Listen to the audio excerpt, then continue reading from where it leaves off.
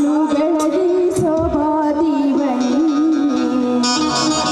ಭಕ್ತರು ಧರಿಸೋ ಪರಮಾತ್ಮನೇ ಹತ್ತು ಅವತಾರ ಭಗವಾನನೇ ಮುತ್ತಿನಾರುತಿ ಬೆಳಗುವೆನ ಬಾಳು ಬೆಳಗಿಸೋ ಬಾದಿವನಿ ಭಕ್ತರು ಧರಿಸೋ ಪರಮಾತ್ಮನೇ ಹತ್ತು ಅವತಾರ ಭಗವಾನನೇ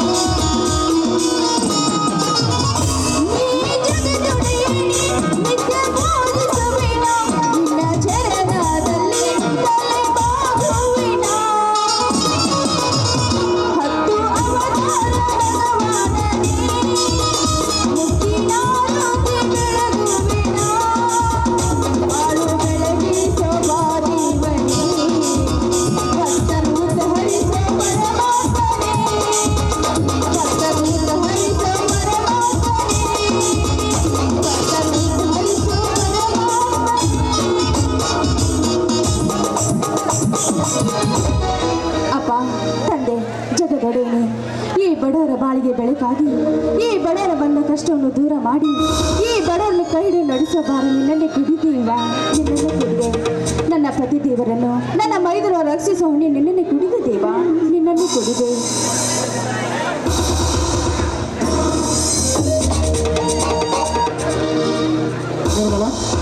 ಪೂಜೆ ಮುಗಿತೆ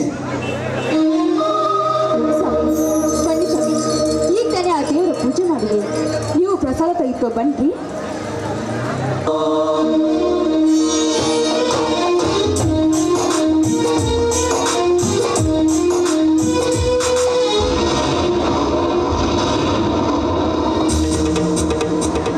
ನಿರ್ಮಲ 25 ವರ್ಷಗಳ ಹಿಂದೆ ಕಾರ್ತಿಕ ಮಾಸದ ಕೊನೆಯ ಶನಿವಾರದಂದು ಯಾವ ನನ್ನ ದನಿ ಕೊಲೆ ಆಯಿತು ಆವತ್ತಿಗೆ ಕಾರ್ತಿಕ ಮಾಸದ ಕೊನೆಯ ಶನಿವಾರ ನನ್ನ ಬಾಳಿಗೆ ಕಾರ್ಗತ್ತಲನ್ನು ತಂದಿದೆ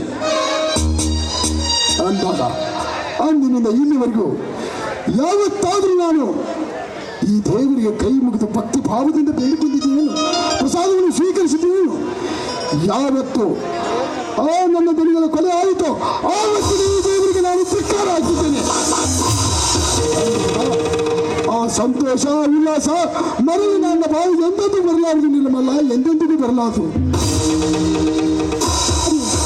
ಯಾಕೆ ಆ ದೇವರಾಗೆ ಇಷ್ಟೊಂದು ಕಠೋರವಾಗಿ ಮಾತಾಡ್ತಾ ಇದ್ರಲ್ಲ ರಾಮನ ಸತಿ ಕಾಡಿನಲ್ಲಿ ಅಲ್ಲುತ್ತಾಡಿ ಈ ಧರನೆ ಗೆದ್ದಿದಂತೆ ನಾನು ನಿಮ್ಮ ಪಾದ ಸೇವಿಕೆಯಾಗಿ ಈ ಮನೆ ಕೀರ್ತಿಯೊಂದಿಗೆ ನಿಮ್ಮ ಹೆಸರು ಕೂಡ ತರುತ್ತೀನಿ ಸ್ವಾಮಿ.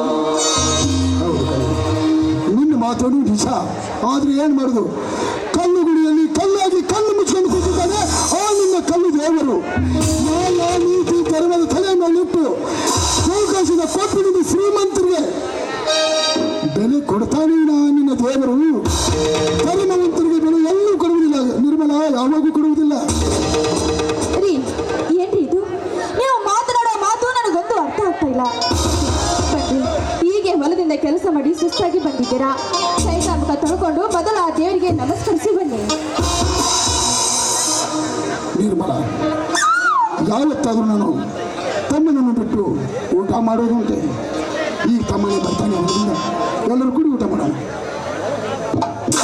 ಆಗಲಿ, ನಿಮ್ಮ ಮಾತಿನಂತೆ ಆಗಲಿ. ಅಲ್ಲ ರೀ, ಹುಲಿ ಅಂತ ನಿಮ್ಮ ತಮ್ಮಗಳು ಇರುವಾಗ ನಿಮಗೆ ಯಾವ ಸ್ಥಿತಿ ಬಂದಿದ್ದೀರಿ ಅದನ್ನು ನನ್ನ ಮುಂದೆ ಹೇಳಿ ಸ್ವಾಮಿ. ಇಲ್ಲ ನಿರ್ಮಲ, ನಾನು ಹೊಲಕ್ಕೆ ಹೋದಾಗ ವಜ್ರಿಗೂ ಸಹ ತನ್ನ ತಂಡದೊಂದಿಗೆ ಹೊಲಕ್ಕೆ ನುಗ್ಗಿದ. ನನ್ನ ತಮ್ಮನನ್ನು ಅವನ ಮನೆಗೆ ಚೀತದಲಾಗಿ ದುಡಿಯೋಕೆ ನಾನು ಕಲಿಸಬೇಕಂತೆ. ನಾನು ಕೂಡ ಅವನ ಮನೆಯಲ್ಲಿ ಚೀತದಲಾಗಿ ದುಡಿಬೇಕಂತೆ. ನಾನು ಇಲ್ಲಂತದ್ದಕ್ಕೆ ನನ್ನನ್ನು ಮೈ ತುಂಬ ಈ ರೀತಿ ಬಾರಿಸಿ ಕಳಿಸಿದ್ದಾನೆ. ಸ್ವಾಮಿ, ಏನ್ರಿ ಇದು? ನಿಮ್ಮ ಮೈ ಕೈ ಎಲ್ಲ ರಕ್ತ ಸೋರ್ತಾ ಇದ್ದಿಲ್ಲ. ಯಾವ ಕಾರಣಕ್ಕಾಗಿ ಅವರು ನಿಮ್ಮನ್ನು ಹೊಡೆದು ಕಳಿಸಿದ್ದಾರೆ? ನನ್ನ ಮೈದನ ಅಂದ್ರೆ ಹುಲಿ ಅಂತವ. ಹುಲಿಯ ವಂಶದಲ್ಲಿ ಹುಲಿಯಾಗಿ ಮೆರಿಬೇಕಾದ ನನ್ನ ಮೈದನ ಅವನ ಸೇವಕನಾಗಬೇಕಾ? ಸಾಧ್ಯವಿಲ್ಲ ರೀ, ಈ ಮಾತು ಸಾಧ್ಯವಿಲ್ಲ. ನಿರ್ಮಲ, ಬೇಡ. ನನ್ನನ್ನು ಅವಸರಗಳು ಹೊಡೆದಿದ್ದಾನೆ ನಿಜ. ಆದರೆ ನನ್ನನ್ನು ಹೊಡೆದ ವಿಷಯ ನನ್ನ ತಮ್ಮನಿಗೆ ಯಾವ ಕಾರಣಕ್ಕೂ ಗೊತ್ತಾಗಬಾರ್ದು.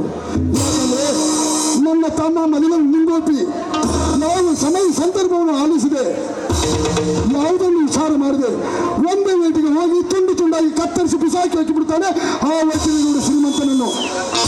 ಅದಕ್ಕಾಗಿ ದಯವಿಟ್ಟು ಹೇಳಬೇಡ ಅವನ ಮಂದಿ ಈ ವಿಷಯ. ರೀ, ಏನ್ರಿ ನೀವು ಇಷ್ಟೆಲ್ಲ ಮನಸ್ಸಿನಲ್ಲಿ ನೋವು ಇಟ್ಕೊಂಡು ನನ್ನ ಮೈದನಿಗೆ ತಿಳಿಸಲಿದ್ರೆ ಸುಮ್ಮನೆ ಕೂತ್ಕೋಬೇಕು ಅಂತ ಹೇಳ್ತಾ ಇದ್ದೀರಿ ಏನ್ರಿ? ರೀ, ನನ್ನ ಮೈದನಿಗೆ ತಿಳಿಸಿದ್ರೆ ಅವ್ರಿಗೆ ಸರಿಯಾದ ಒಂದು ಗತಿ ಕಾಣಿಸೇ ನಿರ್ಮಲ, ಇದನ್ನೇ ನಾನು ಬೇಡ ಅನ್ನೋದು ನಿನಗೆ. ಒಂದು ವೇಳೆ ನೀನು ಹೇಳಿದ್ರೆ ಅವನು ಬಿಸಿ ರಕ್ತದ ಹುಡುಗ ಏನಾದರೂ ಅನಾಹುತ ಮಾಡ್ತಾನೆ. ಬೇಡ ಕಣೆ, ಹೇಳ್ಬೇಡ. ಆಗ್ಲಿ ರೀ, ನಿಮ್ಮ ಮಾತಿನಂತೆ ಆಗ್ಲಿ. ನನ್ನ ಮೈದನಿಗೆ ಯಾವ ಕಾರಣಕ್ಕಾಗೂ ಈ ವಿಷಯ ತಿಳಿಸ್ಕೊಡೋದಿಲ್ಲ.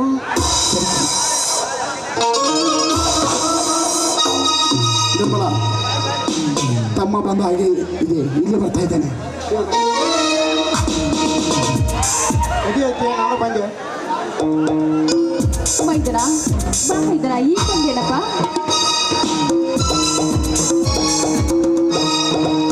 ತಮ್ಮ ಸತ್ಯವಂತ ಬರಪ್ಪ, ಈಗ ಬಂದೆ. ಹೌದಣ್ಣ, ಈಗ ಬಂದೆ. ಯಾಕಣ್ಣ, ಯಾಕೋ ಗಾಬರಿ ಅಂತ ನಿಂತಿರುವಂತೆ ಕಾಣುತ್ತೆ. ಹಾಗೇನಿಲ್ಲಪ್ಪ. ಅದಕ್ಕಮ್ಮ ಸಣ್ಣಗೆ ನೀವೇನಾದ್ರೂ ಅಂದ್ರಿ ಏನು ಮತ್ತ? ಇಲ್ಲಪ್ಪ ಮೈದನ, ನಿಮ್ಮ ಅಣ್ಣನಿಗೆ ನಾನೇನಲ್ಲಪ್ಪ. ಅಲ್ಲಪ್ಪ, ಒಂದು ವಾರ ಅಂತ ಮನೆ ಮರೆತು ಕಬಡ್ಡಿ ಕುಸ್ತಿ ಅಂತ ಹೀಗೆ ತಿರುಗಾಡಿದ್ರೆ ನಿನಗೆ ಯಾರು ಹೇಳೋರು ಕೇಳೋರು ಇಲ್ಲ ಅಂತ ತಿಳ್ಕೊಂಡೇನೋ? ಹೌದು ಅತ್ತಿಗೆ, ನನಗಾರ ಹೇಳಾರು ಕೇಳೋರು ಯಾರದಾರ ಅತ್ತಿಗೆ? ನಿಮ್ಮಿಬ್ಬರು ಬಿಟ್ಟರೆ ನನಗೆ ಯಾರು ಹೇಳ್ತಾರೆ ಅತ್ತಿಗೆ? ನಿಮ್ಮಿಬ್ಬರನ್ನು ನನ್ನ ಹೃದಯದಲ್ಲಿ ಇಟ್ಟುಕೊಂಡು ಒಂದು ವಾರ ಕುಸ್ತಿಯನ್ನು ಆಡಲು ಹೋದರೆ ಪರಮಾತ್ಮನಿಂದರು ನಿಮ್ಮನ್ನು ನನ್ನ ಎದೆಯಲ್ಲಿ ಇಟ್ಟುಕೊಂಡು ಇದೇ ನಮ್ಮೂರಿನ ಕುಸ್ತಿ ಕಬಡ್ಡಿ ಪಂದ್ಯದಲ್ಲಿ ಇಡೀ ಕಬಡ್ಡಿ ಕುಸ್ತಿ ಪನಕ್ಕೇನೆ ಸಜ್ಜು ಹೊಡೆದು ಕಡೆ ಕಿತ್ತು ಬಂದಿದ್ದೇನೆ ನೋಡಕ್ಕೆ.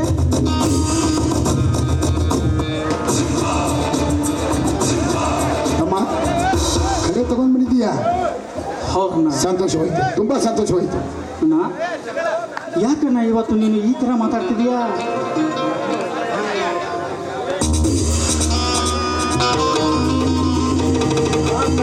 ಮೈ ಕೈಗಳೆಲ್ಲ ರಕ್ತ. ಯಾರಿಂದ ನಿನಗೆ ಈ ಸ್ಥಿತಿ ಬಂತು ಅಣ್ಣಯ್ಯ? ನನ್ನ ಅಣ್ಣನ ಮೇಲೆ ಕೈ ಮಾಡಿದ ಆ ಹರಾಮ್ ಖೋರ್ ಯಾವ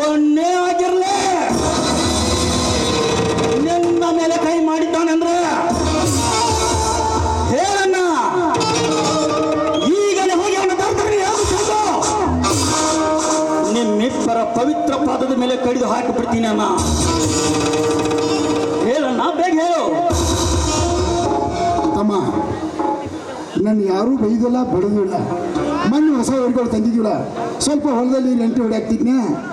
ಒಂದು ಹೋರಿ ಹೊಡೋಯ್ತ ಸ್ವಲ್ಪ ತಲೆ ಕಿಡಿವಿ ಚಕ್ಕಾಡ್ತಿ, ಅದಕ್ಕಾಗಿ ರಕ್ತ. ಗಟ್ಟುಳ್ಳ ಗಂಡ ನಮ್ಮ ಅಣ್ಣ, ಎದುರಿಗೆ 10 ಮಂದಿ ಬಂದ್ರೆ ಹಾಸ್ಕೋ ನಮ್ಮ ಅಣ್ಣ. ಅವರ ಕೈಯಿಂದ ಹೊಡ್ತಾ ತಿಂದು ಬಂದಿದ್ಯಾ ಅಂತಂದ್ರೆ ನಾನು ನಂಬೋದಿಲ್ಲ ಅಣ್ಣಯ್ಯ. ನಂಬೋದಷ್ಟು ಮುಟ್ಟಾಳನೂ ನಾನಲ್ಲ. ಈ ಮಾತನ್ನ ಯಾಕೋ ನೀನು ಬಚ್ಚಿಟ್ಕೊಂಡು ಹೇಳ್ತಾ ಇದೀಯಾ ಅಣ್ಣಯ್ಯ? ಈ ನಿನ್ನ ಕೆಚ್ಚದೆಯ ವೀರ ನಿನ್ನ ತಮ್ಮ ಇನ್ನೂ ಜೀವಂತವಾಗಿರುವಾಗ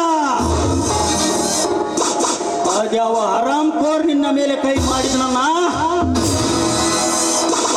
ಈ ಸತ್ಯನಿಗೆ ನಿನ್ನ ಮೇಲೆ ಕೈ ಮಾಡಿದ್ದಾನೆಂದ್ರೆ ನನ್ನ ಮನಸ್ಸಿಗೆ ನೆಮ್ಮದಿನೂ ಇಲ್ಲ, ಶಾಂತಿನೂ ಇಲ್ಲ. ರಕ್ತಕ್ಕೆ ರಕ್ತ ಹರಿಸಿದಾನೆ ನಿನಗೆ, ರಕ್ತಕ್ಕೆ ರಕ್ತನೇ ಹಾರಿಸ್ತೇನೆ. ಹೇಳಣ್ಣ, ಬೇಗ ಹೇಳು. ಅಮ್ಮ, ಯಾಕೆ ಅಷ್ಟೊಂದು ಕೊಟ್ಟು ಇದ್ಯಾ? ನಾನು ಯಾರು ಹೊಡೆದಿಲ್ಲ. ನಿಜವಾಗ್ಲೂ ಹೇಳ್ಬೇಕಂದ್ರೆ ಹೋರಿನೇ ಆಗಿದೆ. ಬೇಕಾದ್ರೆ ಮತ್ತೆ ಕೇಳು. ಸುಳ್ಳು ಹೇಳ್ತಾ ಇದ್ದಂತಾನೆ. ಇಲ್ಲಿ ಬಿಡ್ರಿ, ನಾವು ಯಾವುದಾದ್ರು ಒಂದು ಆಸ್ಪತ್ರೆಗೆ ಹೋಗಿ ಅಣ್ಣನ ತೋರಿಸ್ಕೊಂಡ್ ಬರೋಣ. ಮುಂದಿನ ವಿಚಾರ ಮಾಡೋಣ. ಏನಂತಣ್ಣ? ನಡೆ, ಬೇಗ ಆಸ್ಪತ್ರೆ ಕಡೆ ಹೋಗೋಣ. ಅಣ್ಣ, ಇವು ತಮ್ಮ ಬಂದು ನಿಂತಾನು, ಸುಮ್ಮನೆ ನಿಂತಾನ. ಹಂಗಾತು ನಿನ್ನ ಪರೀಕ್ಷೆ ಹೋಗಿದ್ಲ ಬರ್ಯಾಕ? ಚೆನ್ನಾಗೈತ, ಚಲೋ ಬರ್ದದ್ಯಾ? ಬೇರೆನ ಅಣ್ಣ ಅತ್ತಿಗೆ ತಮ್ಮ ಎಕ್ಸಾಮ್ ಬರೋಂತ ನಮ್ಮ ರಾಜ್ಯಕ್ಕೆ ಪ್ರಥಮ ಸ್ಥಾನ ಬಂದಿದ್ದೀನಿ ಅನ್ನತ್ತಿದ್ದೇನೆ. ಅಣ್ಣ ಅತ್ತಿಗೆ ನೀವೊಂದೇನೋ ಹೇಳ್ರಲ್ಲ. ಮೈದನ ಇರ್ಲಿ ಬಿಡಪ್ಪ, ನೀನು ಹುಲಿ ಅಂತವನು, ಅವನು ಸ್ವಲ್ಪ ಸಮಾಧಾನ ಇದ್ದಾನ. ಆ ಬೈದನಿಗೆ ಹಂಗ್ಯಾಕಪ್ಪ ಮಾತಾಡ್ತೀಯ? ಬಾರಪ್ಪ, ಮೊದಲು ನಿಮ್ಮ ಅಣ್ಣನಿಗೆ ಆಸ್ಪತ್ರೆಗೆ ತೋರಿಸ್ಕೊಂಡು ಆ ನಂತರ ಎಲ್ಲರೂ ಊಟ ಮಾಡಿರತ್ತೆ.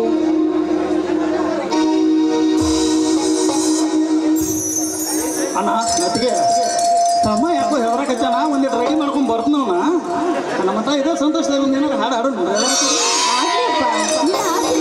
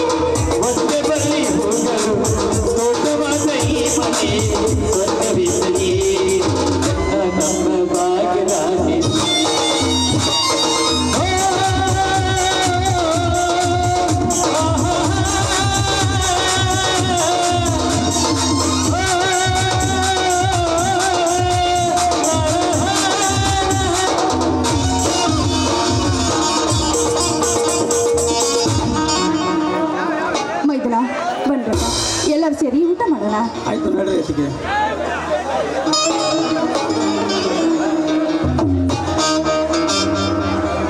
ಅಣ್ಣ, ಫೋಟೋ ಕಾಣ್ತಾ ಇದೆಯಲ್ಲ, ಯಾರನ್ನ ಅವರು?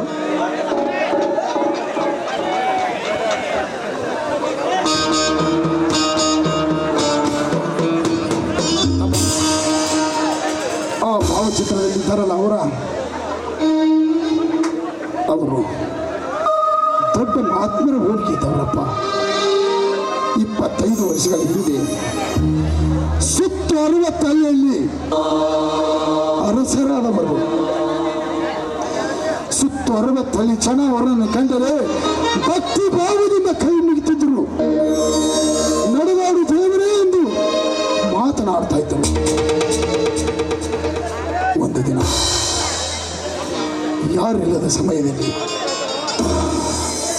ಅವರು ಅರಮನೆಗೆ ದೂಷಣೆ ನುಗ್ಗಿ ಅವರನ್ನು ಕೊನೆಯೇ ಮಾಡಿಬಿಟ್ಟಿದ್ರಪ್ಪ. ಅವರಿಗೂ ಕೂಡ ಒಂದು ಮಗು ಇತ್ತು. ಆದರೆ ಆ ಮಗು ಕೂಡ ಯಾರು ಕಣ್ಣಿಗೆ ಬೀಳದೆ, ಯಾರಿಗೆ ಗೊತ್ತಾಗದೆ 60 ಅರಸರ ಮಗ ಇವನೇ ಅಂತ ಜನ ಯಾರ ಕೈಯಿಂದಲೂ ಗೊತ್ತಾಗೋಕ್ಕೆ ಆಗೋದಿಲ್ಲ. ಆ ರೀತಿ ಒಬ್ಬ ಸಾಧಾರಣ ಮನುಷ್ಯ, ಸಾಧಾರಣ ಕಡುಬಡುವ ಮನುಷ್ಯ ಅವನನ್ನು ಬೆಳೆಸ್ತಾ ಇದ್ದಾನೆ. ಧರ್ಮದ ದಾರಿಯಲ್ಲಿ ನಡೆಸ್ತಾ ಇದ್ದಾನೆ, ನೀತಿಯಲ್ಲಿ ನಿಲ್ಲಿಸಿದ್ದಾನೆ, ನ್ಯಾಯದಿಂದ ಜನಗಳನ್ನು ತೋರಿಸ್ತಾ ಇದ್ದಾನೆ. ಅವನು ಯಾರು ಹೊಂತವನು ಅಂತ ಸಮಯ ಬಂದಾಗ ಮುಂದೊಂದು ದಿನ ಖುದ್ದಾಗಿ ನಾನೇ ನಿನಗೆ ಹೇಳ್ತೀನಪ್ಪ. ಅಲ್ಲಿವರೆಗೂ 60 ಅರಸರ ಮಗ ಯಾರು ಎಲ್ಲಿದ್ದಾನೆ ಅಂತ ನನ್ನ ನೀನು ಕೇಳಬೇಡ, ಆಯ್ತಲ್ಲ?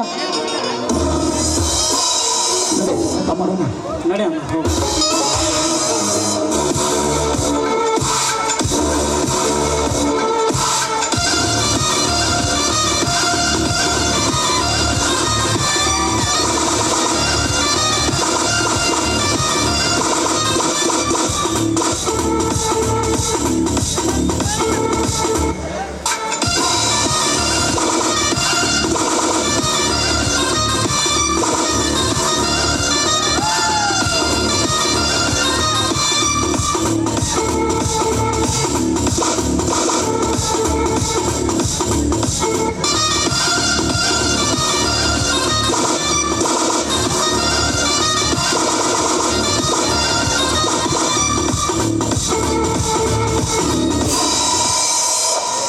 ಇವತ್ತಿನಿಂದ ಇದು ನನ್ನ ಮನೆ, ಇವತ್ತಿನಿಂದ ಇದು ನನ್ನೂರು, ಇವತ್ತು ಇವರೆಲ್ಲ ನನ್ನ ಜನರು. ನನ್ನ ಅಣ್ಣ ಹೇಳಿದ ಹಾಗೆ 60 ಹಳ್ಳಿ ಅರಸ ಅವರಾಗಿದ್ರು. ಅವರ ಹಾದಿಯಲ್ಲೇ ಈ ಗುಣವಂತನ ತಮ್ಮ ನನ್ನ ಅಣ್ಣ ಹೇಳಿದ ಆ ಧರ್ಮವಂತನ ಹಾದಿಯಲ್ಲಿ ನಡೆಯೋದು ಸತ್ಯವಂತ. ಒಂದು ವೇಳೆ ನನ್ನನ್ನು ತಡೆಯೋಕೆ ಯಾರಾದರೂ ಬಂದಿದ್ದೆ, ದೇವರು ಅವರ ಜನನ ಮಾಡಿರ್ಬೋದು.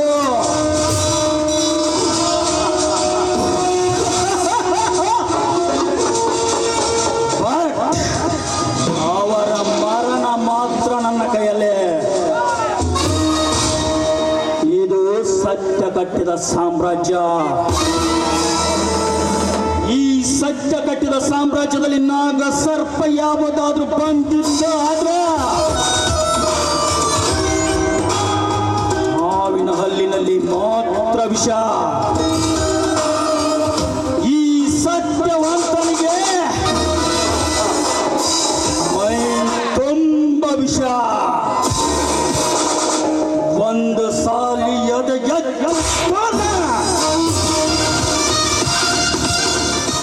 ಮರಳಿ ಎದ್ದ ಬಂದದ ಇತಿಹಾಸದಲ್ಲಿಲ್ಲ.